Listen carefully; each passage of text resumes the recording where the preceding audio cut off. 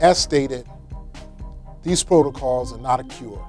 However, it is a plan of operation that will mitigate our risk and reduce the possible spread of COVID-19 on the campus of Livingstone College.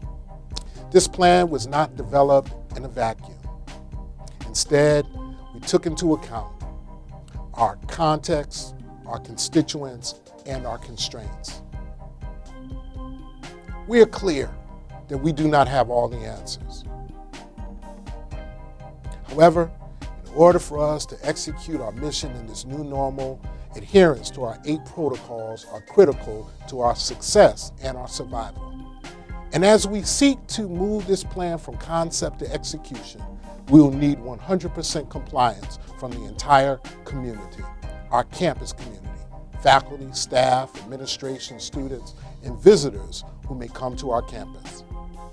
However, I'm asking each of you to join our president and his task force as we embrace this community of caring.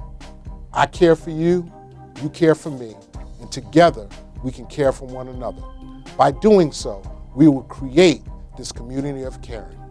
COVID-19 may be around us, but it will not consume us as a community and compromise our capacity to execute our mission, a mission that is too critical to abandon. Join us as we take the I Care pledge.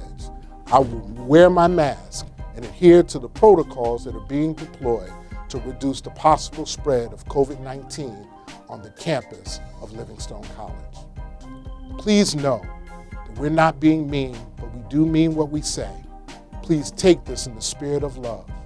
If you cannot commit to the I Care pledge and adhere to our critical protocols, then we strongly suggest that you reconsider joining us this fall.